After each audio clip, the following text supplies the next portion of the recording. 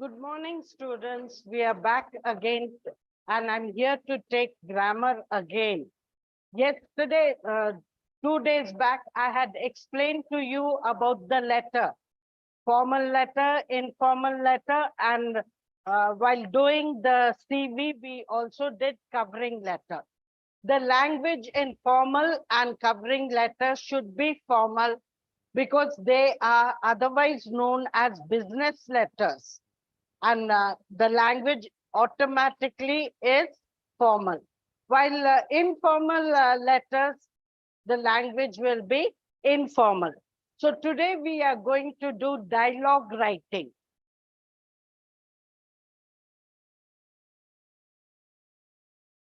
In dialogue writing also, you follow the same concept of formal and informal.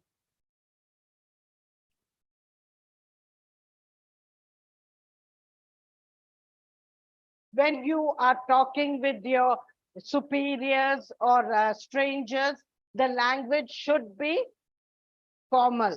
While when you are talking with friends and everything, the communication will automatically be informal. So as per the situation will be given and you have to write accordingly. Like take a dialogue between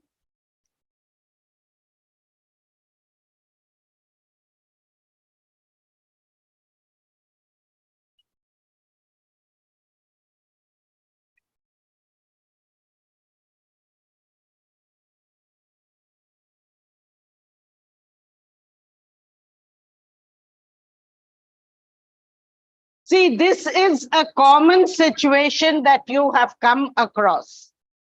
One day or the other, you must have gone to the doctor. You would have interacted with the doctor. And you put yourself in that situation. As though you are sitting before a doctor and what transpires between them. But when you are writing, dialogue writing, children, you have to keep yourself in mind the situation, because there are some common mistakes made by the children. Take, for example, the dialogue between a patient and a doctor. What is the conversation there takes place? First, you greet the doctor. Good morning, good afternoon, or good evening, whatever. And the doctor immediately asks, how can I help you? What is your problem? What is wrong with you? And then suppose you say you have a stomach ache. So the immediate question that the doctor asks is, what did you have yesterday? Did you eat outside food? And then the next thing that you should remember is whether you have fever or not, he checks your blood pressure as well as your temperature. This also should be mentioned. Then based on what problems you have, he prescribes some medicine. Yes or no?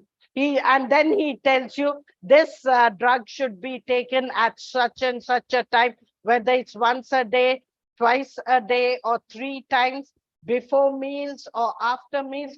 All this will be given. And after that, what do you say?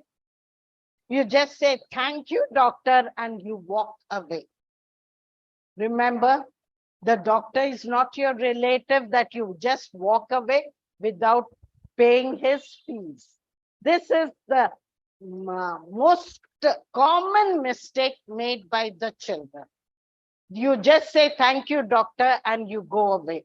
Remember that his fees has to be paid, and you tell him what payment should be done, how much the payment should be done, and he will tell you accordingly. So small such things, y'all tend to make mistakes, children. So when y'all are writing, the dialogue should be complete between the patient and the doctor. Put yourself in the position, you will understand.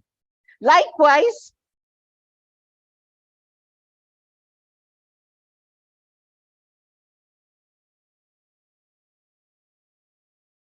the dialogue will be first the doctor mention, okay, it is the patient who, patient, you have to mention, you needn't mention the name, you can just say patient, good evening or good afternoon, whatever time of the day you are meeting him. Good evening, doctor. And the doctor immediately says, good evening.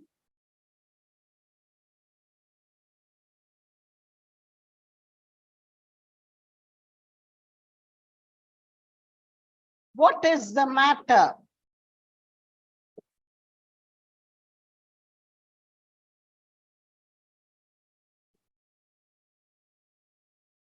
So mention, suppose you say, I'll just mention as P.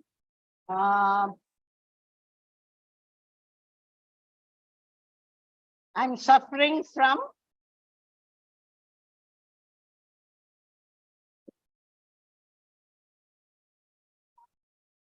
you can say stomach pain, diarrhea, or vomiting, anything. And immediately the doctor will say, did you have outside food?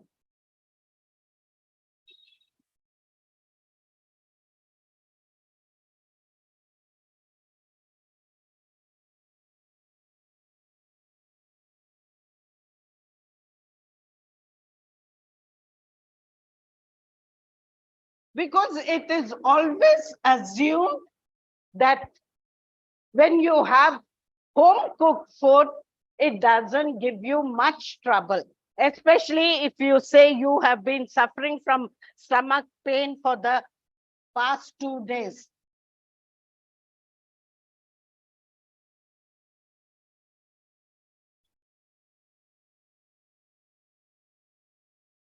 So it is assumed it is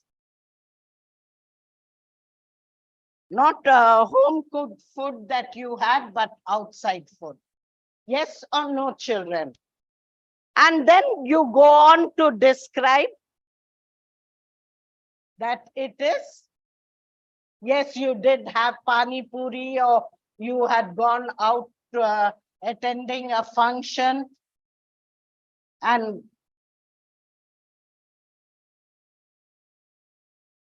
he checks your, even after you say that, he will check your,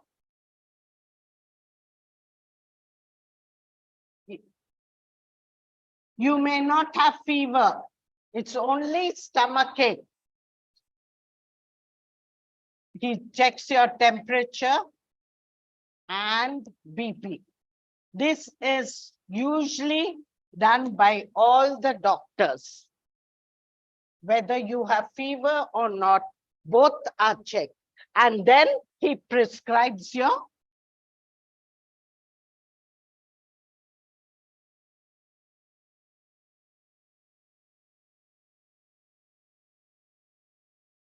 there are times when he also checks the color of your eyes, the tongue. If you say you have a bitter taste on your tongue and everything, they also make you open your mouth and check. So this also can be written. And then when he prescribes the medicines, he tells you definitely when each tablet has to be taken. And that too, some drugs are taken before the food and some after food. Sometimes just before you go to sleep.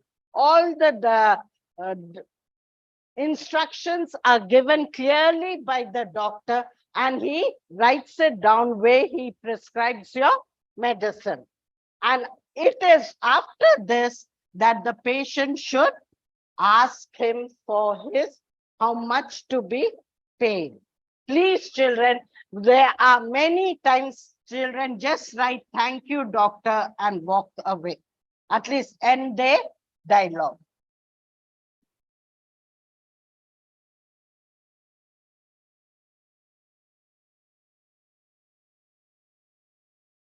It is not thank you, doctor. Don't forget, children, they in dialogue writing, you put yourself in that particular situation. There are one or two the dialogue writing where there are some very common mistakes made. The other mistake is when between a salesman and the customer. The customer was given some defective good, and when he goes to the return it, the salesman may know you. You are a regular customer. He may have seen you. He may have given you the goods. But the first thing that he asks is for the bill.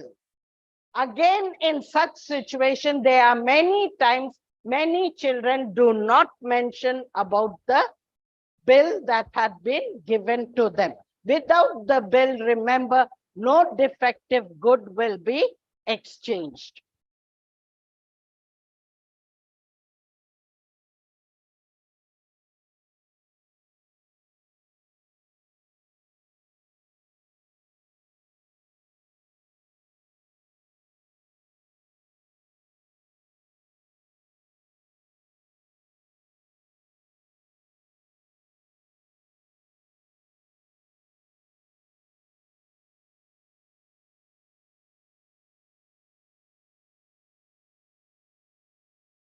You just put yourself in that particular person's place. You have gone shopping several times. You have bought goods for yourself. It can be electronic good or it can be your apparel also. And there's another thing. Once there was a question where apparel was mentioned.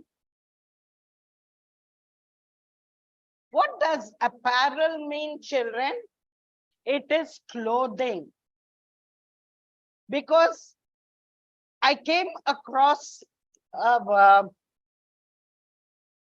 dialogue where the child did not know what apparel was and had written about a bag, and some of the children, without mentioning the particular item, they kept on using the word apparel. But looking at the dialogue, it could clearly be understood the children did not know the meaning of such things.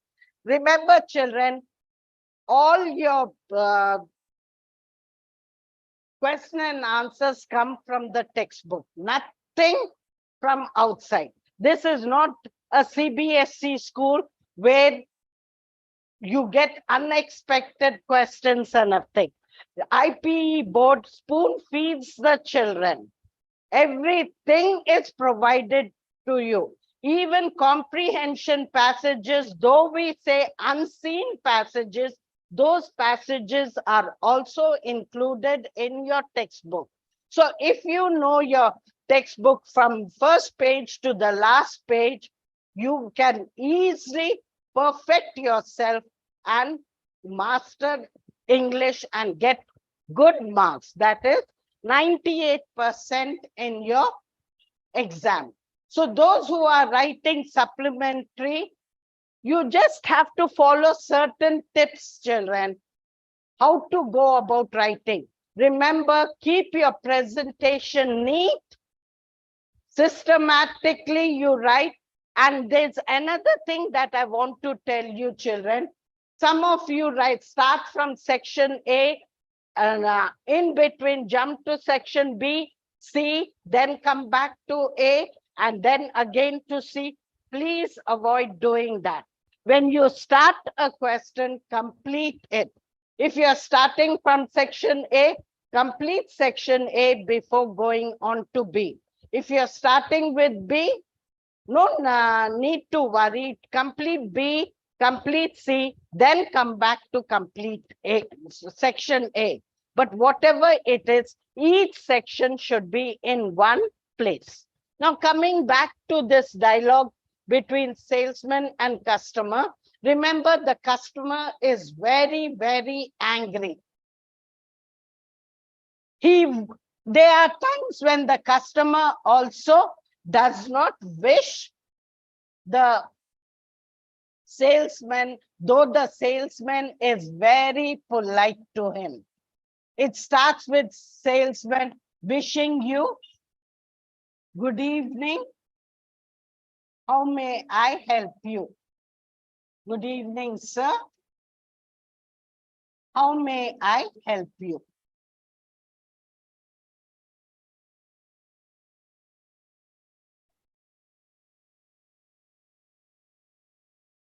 You can show your anger in the written word. Only thing, avoid using slang words. And here it is a formal language. You can say, customer,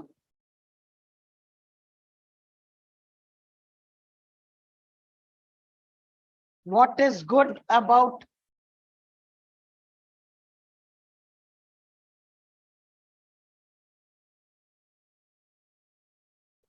the evening? So this is just showing that you are very angry. And then say,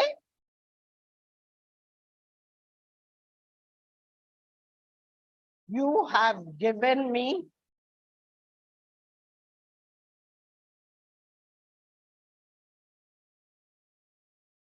a defective shirt. Defective.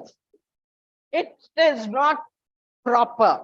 Maybe the button is missing, or it may have got a small, it's torn somewhere, something or the other, or the length of the shirt is not proper. You haven't seen it. When you saw the item, sometimes instead of the used item, they bring in the fresh item. And in this way, you had missed noticing that, and you had taken it home. And it is when you were wearing it that you saw the defective shirt. So immediately, what does the salesman say? Can I have a look at it? Can I have a look at it? He notices the torn piece and immediately he will ask you for the receipt. Remember this, children, there are many students who have written the whole thing without mentioning about the receipt. This is very, very important. Just like in the doctor and patient, I have come across many students who have just said thank you and walked away. Maybe it's not that they don't pay, but in the dialogue, it has to be mentioned. It's not that no one will allow you to go away. Even when you say thank you, doctor, and above, the doctor will call you back and remind you. That's not the question. When you are in that situation, you are supposed to mention it. And likewise, in this dialogue also, I've noticed many children not mentioning. So the salesman will see, he says, can I have a look at the shirt? And when he sees it, okay, sir, I'm very sorry. He apologized. I'm very sorry. I'll definitely exchange it for you. But can I see the receipt? And when you produce the receipt, he'll take you and he'll ask you whether you want that same particular shirt or of a different color, type and a thing, brand. And then accordingly, you go home happy. But whatever it is, what I want you to mention is about the received. Likewise, children, there are many things that you come across in dialogue writing, and all you have to do is put yourself in that particular position and do it accordingly. It can be a dialogue between two friends. Now, two friends are going to different colleges, and after joining the different colleges, they meet again, and each one discuss about the college, where the advantages as well as the disadvantage of joining in that college. Maybe they like the atmosphere, or maybe the teachers or lecturers are strict, they are unhappy about it, or maybe the infrastructure is not up to it. The discussion between friends in formal language, or your brother wants you to teach something, how you go about telling him what he should do. All this is informal. It can also be while playing football in your neighborhood. The ball goes and hits your neighbor's window pane, it breaks. And first impulse of all the students is to run away. But there should be someone who comes forward and apologizes, and how the neighbor is irate with the children, because this was not the first time that they either broke the window pane or damaged his car. So in dialogue writing, it is very, very easy because a situation is given. And here you have a choice. You're given a choice between two situations. Think of a situation, put yourself in that part, and in a proper order, you have to write it down. Form your thoughts in your mind, how you would go about writing the dialogue, and continue writing. It's very, very easy if you put yourself in that particular situation.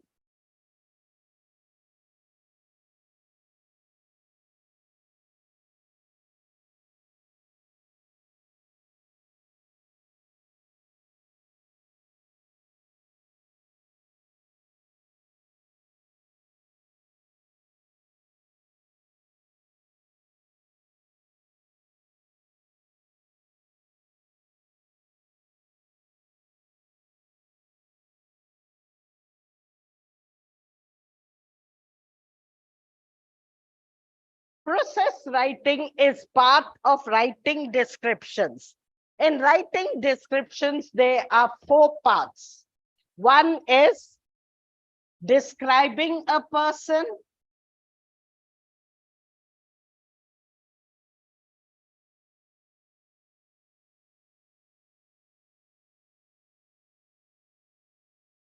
Second is describing place.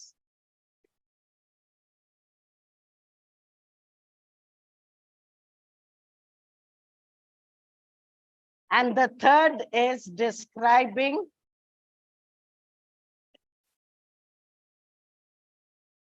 a thing. And lastly, it is process writing. Describing a person. You have gone to a supermarket, and there, or why supermarket? Bank is an easy one. You've gone to a bank and there was a hold-up. A person came, held a gun, and everyone was scared. He took away the money and ran away. After such an incident, what happens? The police come, and as a witness, all the people who were present in the bank have to tell what actually happened. Step by step, what all happened, not only that is asked, but the description of a person is asked. Now, if you say that man, the burger was tall, with black hair, wearing a leather jacket and jeans, and he had short hair, can you find any person in this whole city? There are many persons who are tall, who have short black hair, they wear jeans and leather jacket is a common thing. What you have to give is the correct information. Likewise, when you're describing your mother is your favorite person, so when you describe about her, how do you go about describing her? That she is a gentle person, she has blue eyes, very kind looking, and she has a blonde hair, short wavy blonde hair, and then she is slim. She has the habit of wearing pant and shirt with heels. All this description should be given. Usually with description, hints are given. This is very, very essential that all the hints should be written down. The order can change, but all the hints which are given should be written down. You can add more, but you cannot leave out any of the hints. So this is very important, children, when you are describing a person. Now coming to a place, when they ask you to describe something, they give you hints. Now you have never been to that place.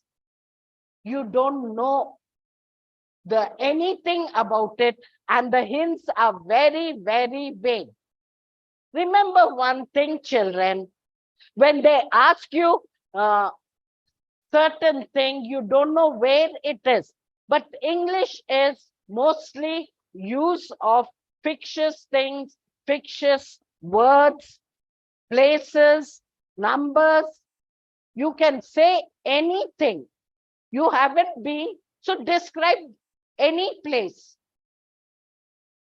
The hints will help you in telling a little, you get an idea about it, whether it's a sacred or a holy place, or it's a place where tourists are attracted because it's very attractive to look at. It's a monument coming down the ages, but you don't know about it. You just write as much as you can, taking in any of the hints given there. You can add more, but don't delete anything. Again, like I said, like dialogue writing, this also has a choice. You can make use of any one of the description. Now coming to the thing, like the Statue of Equality was mentioned. Many of the students were unaware of the Statue of Equality. They were asked the height about it. When you don't know, use anything. Say 160 meters high, it is the tallest statue. You can use anything, children, as long as all the hints, because they have asked you to describe it, they have asked you the metals used, they have asked you the height and a thing. You don't know about the metals, but actually it consists of 5 metals: gold, silver, bronze, zinc, anything, whatever comes to your mind, you just write, mention any metals that you know of. Or if you didn't know it consisted of 5 metals, just write it was a huge bronze statue, about 170 meters. That's it. All you have to do is make use of all the hints mentioned there. Did you understand, children? Now coming to process writing, this has, unlike this, Process writing is slightly different. Here you have sequence markers.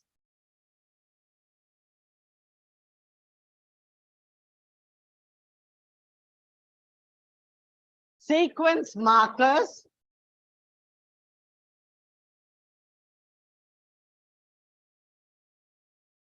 Now, what do you mean by sequence markers? Every sentence begins with a marker. Like take for else, at first. You can begin with at first, or you can begin with first of all.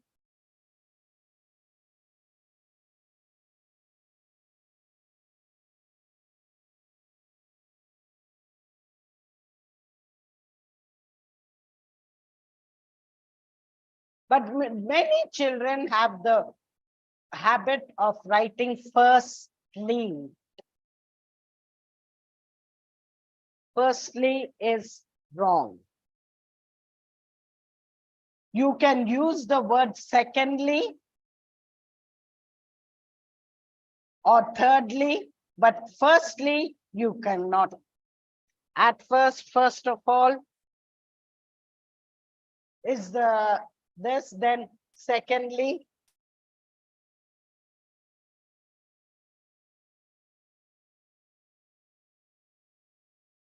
Thirdly,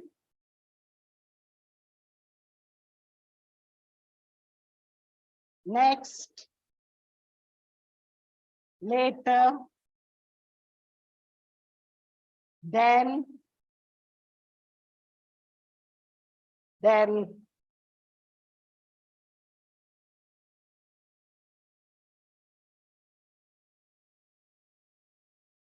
after that,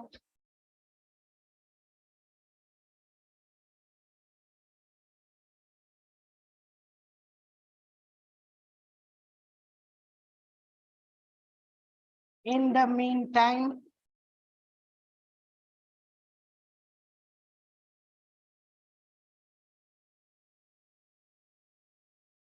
simultaneously,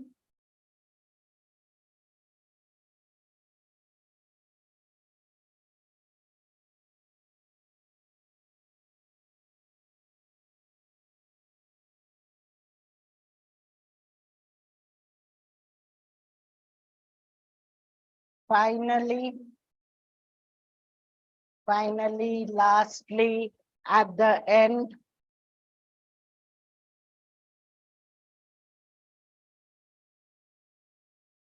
These are known as sequence markers.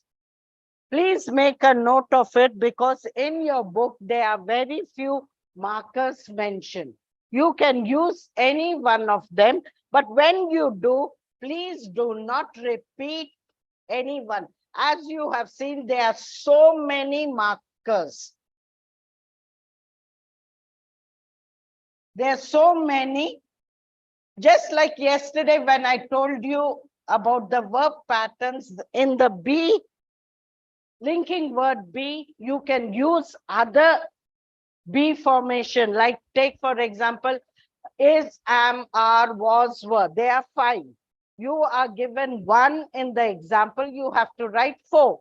You can make use of the other 4 or the negative ones. Likewise, in these sequence markers also, to make a good impression, like I've told you, based on the impression, you get very good marks. Remember, no person will read the whole thing. They'll just skim through, and based on the impression, they give you marks. This is one way of getting good marks.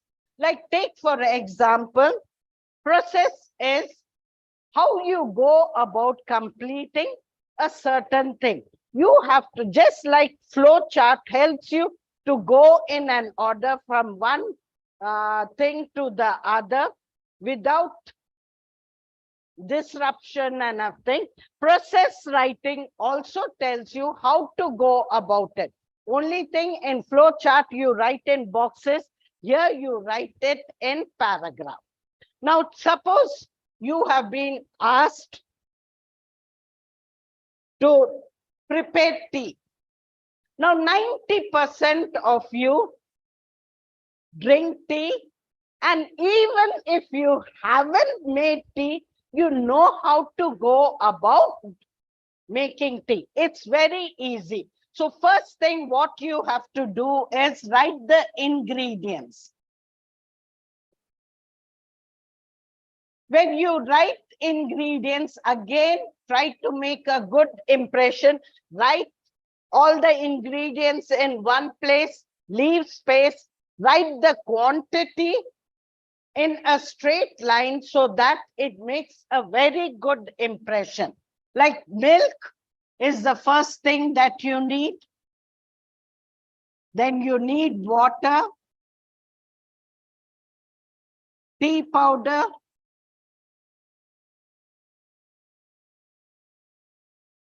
sugar, and you can add whatever you want. Mint leaves, ginger, whichever flavor you would like, you can add that.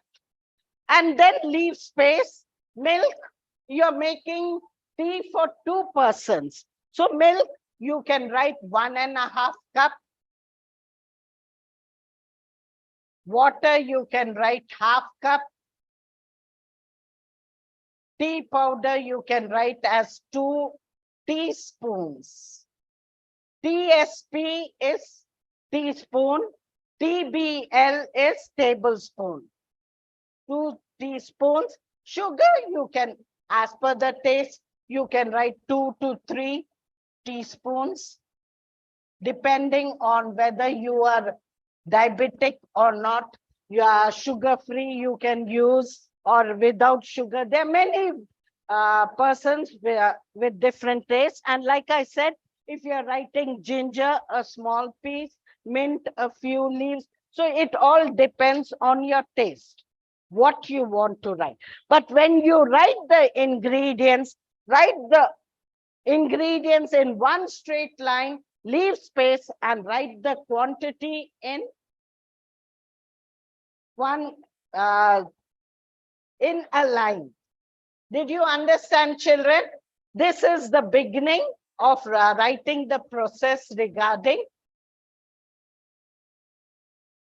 Now, coming to the process of making tea, the method. Like I told you, begin each line sentence with a sequence marker. You can start with at first or first of all.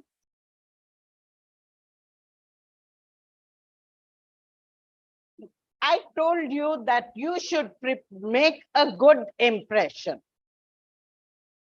How can you make about, I gave you the instruction, ingredients should be in one line, and when you write the sequence markers, underline them, highlight them, so that at a glance, the person can see that you haven't used all the, you haven't repeated the markers and made use of it in an appropriate. First of all, take a pan and put the tea, milk, sugar, and everything. Next, underline that. So write the process and highlight the sequence marker. And while you are doing that, while the tea is being boiled, simultaneously, you can use the word simultaneously here. What can you do? Take the cups and keep it ready on the tray with the sieve ready to filter the tea. All this, but use them appropriately. Simultaneous is doing 2 things at the same time. While the tea is boiling, you can keep the cups ready, or in the meantime. So all this, you use it appropriately, and finally you say the tea is ready to be served hot with the biscuits, Osmania biscuits to be taken along with. So at a glance, the examiner can see the underlined sequence markers. This is how you go about writing the process writing.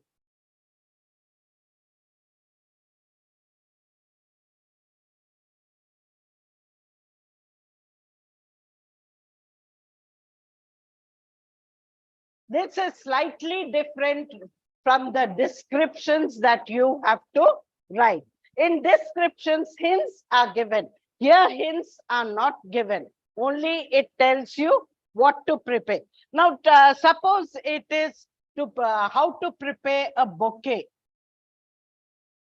Again, this is one thing you have never prepared. Have you prepared a bouquet? But you know what things are required. Here, you cannot write ingredients. You write things required or material required.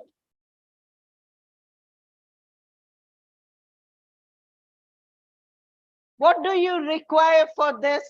Very simple. First thing, you need flowers.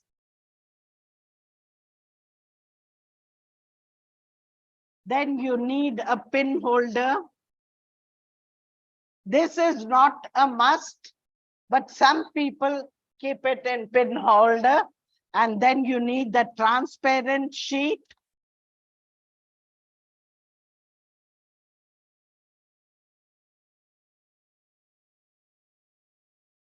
You need tape to hold the flowers together. Then you need a satin ribbon. And children, you in between the flowers, you can also keep ferns. Have you ever heard of ferns? They are thin leaves which look very nice in between when they are placed between the flowers. Instead of just the flowers, you can add a few. It's easy, children. We have never prepared a bouquet, but gather all the flowers, arrange it properly, place a few ferns, then tape them so that they stand in a proper thing without moving. Then add the transparent sheet around it and tie it with a satin ribbon. There are times when, if you want, you can also place them on a pin holder. If it's a basket of, instead of a bouquet, you can place the flowers in a basket. Then you need a pin holder. Otherwise, you do not need a pin holder. So what I'm trying to say is, children, these things we have never done. But then it just needs a little common sense for us to understand how you go about doing it. Not everyone, and it's only a description. We are not doing a perfect job of it. We are not presenting it to someone, but we know how the person who prepares a bouquet would have prepared it. We have seen it with our eyes, how he could have arranged it. Like I have given you one example of how children, when they are presented with a toy, say, take for example, a toy car whose doors and windows open. The child is filled with curiosity how it opens and closes. And the very same day that he is given the toy, you will find the doors, the wheels, the windows, everything has come out. Only the bulk of that body of the car remains. But you'll still find the child happily playing with it. And if you question the child, why did you pull it off? I just wanted to see how I can fix it back. That is a child's curiosity. And we should learn to allow him to use his imagination. He'll come up with so many creative works. But sadly to say, some of the parents, instead of encouraging their children, they try to curtail them because you'll find the child happy, just as it with that body of this. But the parent, especially when neighbors or relatives come and they see the child playing with that, they feel very embarrassed because they feel that they look down on them, that they cannot buy them toys and everything. So this is what society teaches us, but usually we have to give in to the curiosity of the children. So let me recapitulate whatever has been taught to you all so far, children. We have done dialogue writing. In dialogue writing, the two situations will be given to you, children. Put yourself into that situation. Think clearly. Put your thoughts in order. And out of the two, whichever you feel will be very easy for you to attempt, go about doing it. And remember, the small mistakes I've pointed out to, where it's a dialogue writing between a patient and a doctor, where the patient forgets to mention the fees, how much he has to pay the doctor. This is might be a very minute error from a child's this, but remember, the examiner will be waiting for such mistakes from you to cut down the marks. When you mention it, the examiner is so happy, you can expect even 4 out of that, 4 out of 4, because actually dialogue writing, we are not supposed to give you full marks. Yet students have got 98% in English. Because as per the marking scheme, writing, descriptive writing,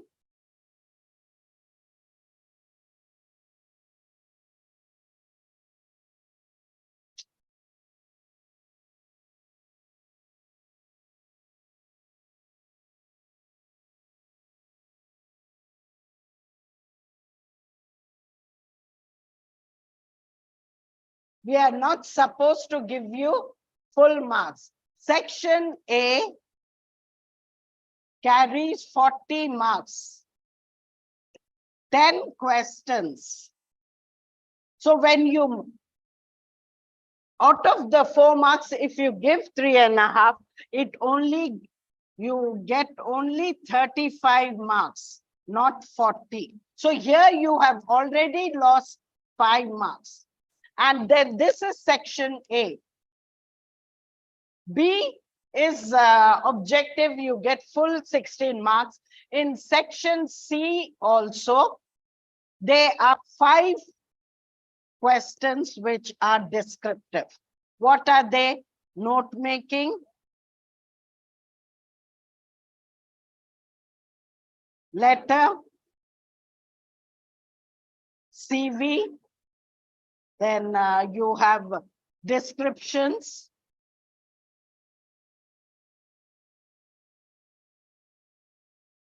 and one more, letter, CV, note making, dialogue writing.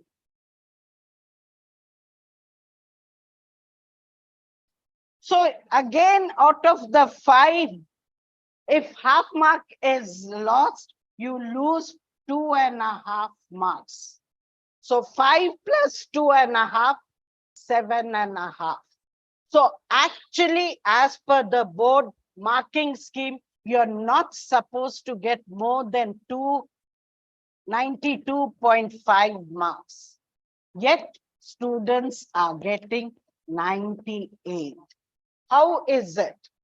It is with the impression that you create children. So when I told you to write in a perfect line, please adhere to it, because this will help you to fetch 98 marks.